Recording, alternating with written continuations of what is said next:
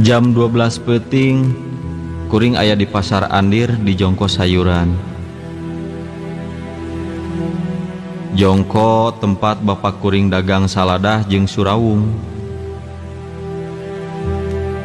Di Jongko aya 5an ka asup kuring. Ari tugas kuring mah nganterkeun sayuran ti imah nepi ka pasar make mobil keribak. Nya ari biasa mah taralila kuring di pasar teh.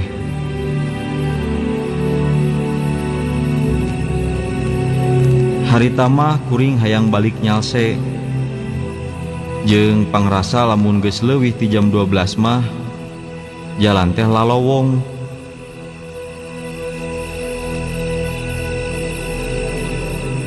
Kira-kira jam 1 peuting kuring ngajak salah seorang pagawe milu balik maturan kuring.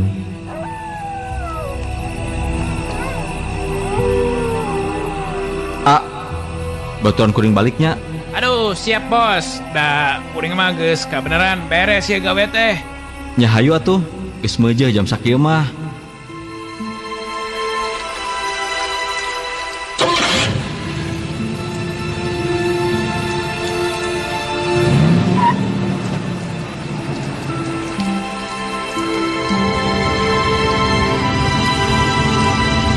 Kuring jeung si AA balik di pasar dibarengan ku hujan ngari rincik.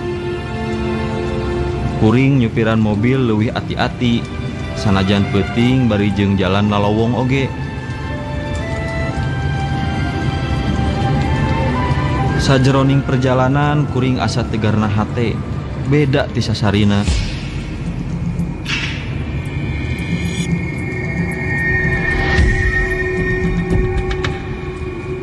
Tara-tara ti sasari asa tegarna hate. Anjir, lain ngalelewe ya. Akang ge sarua.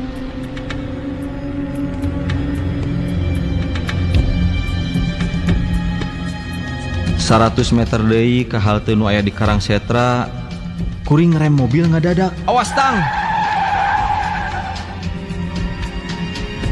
Hampir kuring nabrak anu meuntas jalan pas pisan di halte nu aya di jalan Karangsetra. Katingali pisan ku kuring jeung si AA. Anu meuntas jalan teh siga aki-aki make baju bodas. Janggotna panjang. Mobil ku kuring dieureunkeun di sisi.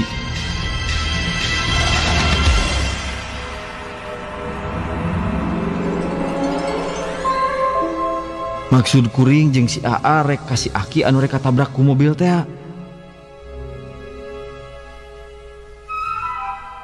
Kuring jeung si AA turun tina mobil.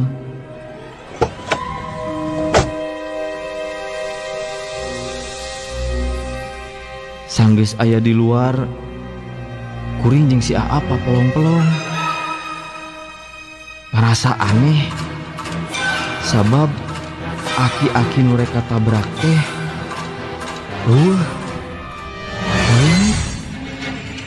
bulu punuk jeung puriding.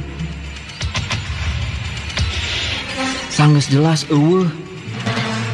Kuring jeung si AA naik deui kana mobil. Ku ayana kajadian kitu, kuring ngajalankeun mobil leuwih tarik da hayang geura nepi ka imah.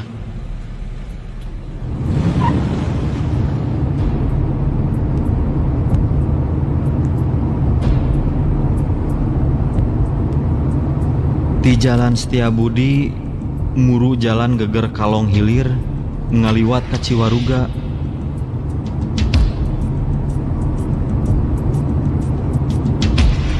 Anjog ka Lebak Cigugur batas Ciwaruga jeung Sariwangi. Kuring teu jalan ka tanjakan endog istilah cek urang dinya mah. Pangrasa sieun selip mun hampang taya muatan mah. Nya kuring make jalan nu kakenca ngaliwat ka lembur tengah supaya teu nanjak teuing. Pas handapeun Tangkal Awi,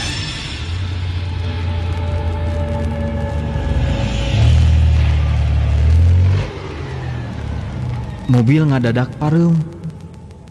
Eureun teu pupuguh.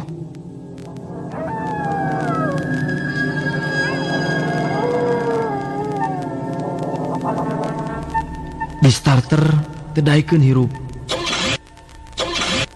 Padahal bensin loba keneh. Akina ge normal. Mun seug teu jalan, kudu didorong mah rada lumayan masih jauh tepi ka imah teh. Geus dikitu kieu, mobil teh tedaikeun hirup.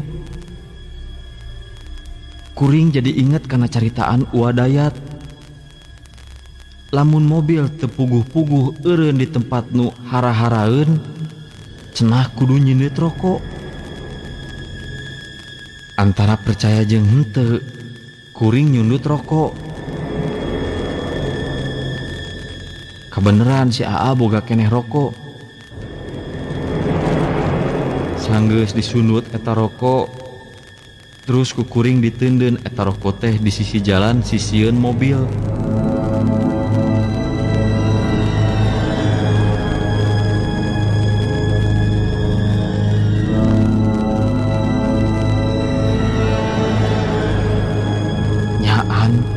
Kuring jeung si AA asa aneh. Mobil teh ngadak-ngadak di starter teh hirup deui.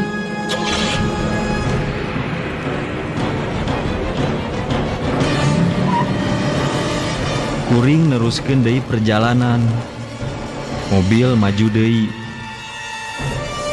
Perasaan asa beda. Mobil asa jadi berat. Siga aya nu numpakan di tukang. Kuring jeung si AA ngarasa leuwih keung.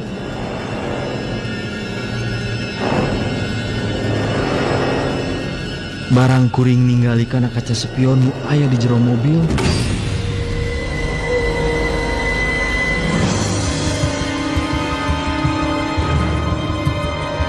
Jelas katingali dina bak mobil. Di tukang aya naon itu di tukang? Si AA ningali ka tukang kana bak mobil. Barang red ka tukang. Dina bak mobil aya aki-aki beungeutna pikasieun. Janggotna panjang make baju bodas. Si AA ngomong bari rada ngadeg-deg. Itu tak aya. Kuring nyupiran mobil beuki gemper. Cek hate mah hayang ngebut tapi mobil teh malah kenor.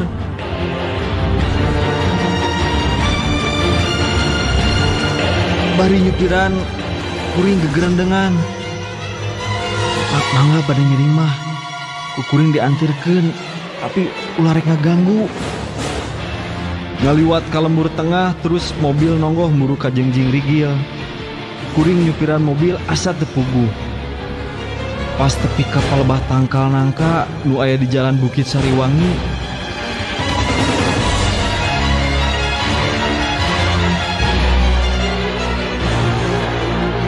Mobil eureun deui. Kadenge ku kuring jeung si AA ti tukang aya nu nyarita. Mobil eureun. Kuring jeung si AA ngareret ka tukang. Si Aki nu aya dina bak mobil ngagajleng kana hanapeun tangkal nangka. Terus ngaleungit teu katingali deui.